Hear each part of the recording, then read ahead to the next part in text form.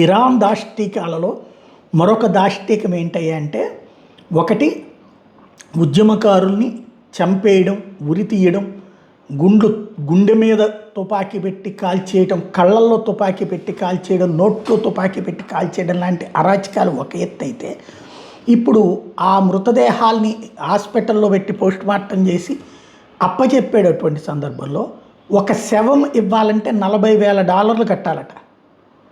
ఎందుకు?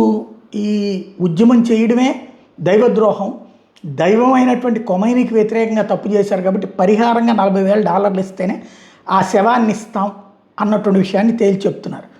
ఇది ఒక ఆస్పెక్ట్. అట్లాగే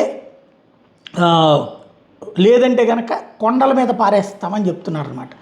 దాదాపు 5,000 మందికి సంబంధించినటువంటి విషయంలో డబ్బులు వాళ్ళు కట్టే పరిస్థితి లేదు. చివరికి కొండలపైన పడేస్తే శవాన్ని తీసుకొచ్చుకోవడానికి కూడా వీల్లేదని తేల్చి చెప్తున్నారు. ఇప్పటికే దాదాపుగా 18,000 మంది ప్రాణాలు కోల్పోయారంటున్నటువంటి సందర్భంలో ఇది ఒక దారుణమైన సంఘటన ఒక ఎత్తు అయితే, ఆడపిల్లలని కూడా చంపారు వీళ్ళు. అయితే ఆడపిల్లల శవాలని అత్యాచారం చేశారట.